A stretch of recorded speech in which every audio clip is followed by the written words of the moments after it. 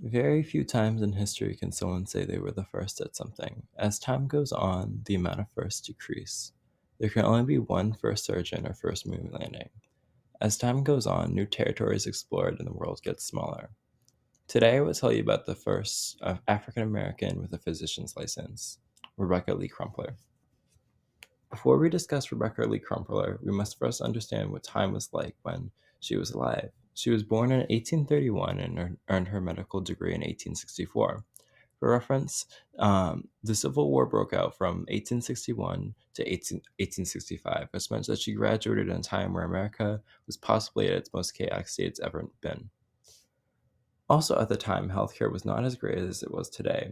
Anesthetics were just becoming common practice.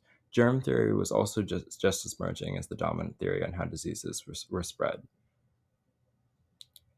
But how, at the height of the Civil War, did a black woman become a pediatrician?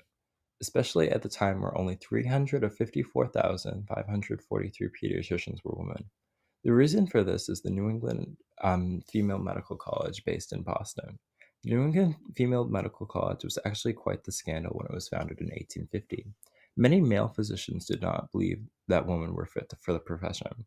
On top of struggling to find a college that would allow women to attend, Rebecca struggled with getting into the New England Female Medical College due to her race. The first black medical school in the U.S. would not open until 1868.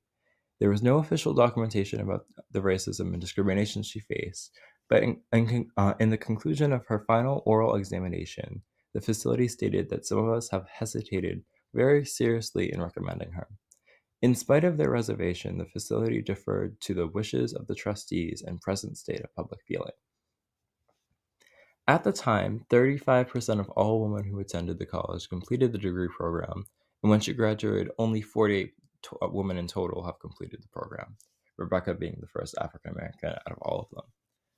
After her graduation, Rebecca started to specialize in caring for women and children, particularly those of low income.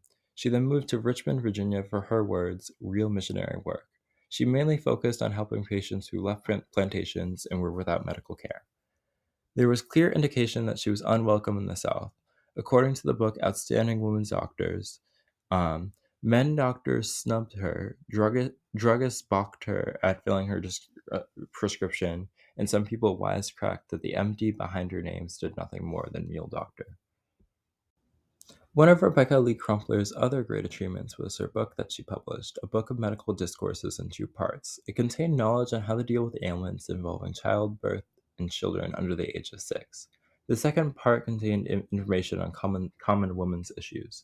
It is important as it may be the first medical text by an African American. The text really highlights how much she wanted to help her community and bring medical information into simpler terms for the general public. So, Rebecca Lee Crumpler, she was someone whose life mission was to help others and help distribute medical knowledge to those who need it. It is incredibly important to note that there is very little information about her that stood the test of time. Many documents that included her were erased from history, most likely due to her race, and it is believed that she was unaware that she was the first African American woman with a physician's license.